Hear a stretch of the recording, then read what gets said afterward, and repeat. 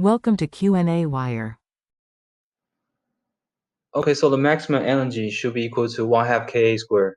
K is the spring constant, A is the amplitude. And we know the spring constant can be equal to force divided by the displacement. In this case, the force is the gravity, which is mg here. So therefore, we have U max is equal to 1/2 mg over x times A squared. And when the mass is given as 0.20 kilograms, and acceleration of the gravity is 9.8 meter per second squared.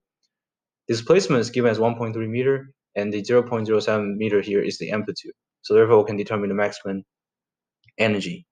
So the maximum energy should be equal to 1/2 times 0.20 kilograms, and then times 9.8 meter per second square over 1.3 meter, and then times 0.07 square, 0.07 meter square. And this will give us the maximum energy is about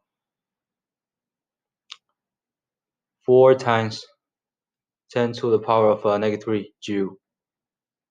Okay, so the reason why I rounded off in a particular number of significant figures is because the value is really small. Okay, and for question B, well, all the mechanical energy will eventually be converted to the internal energy before the pendulum stops. Okay, so the answer is all of it.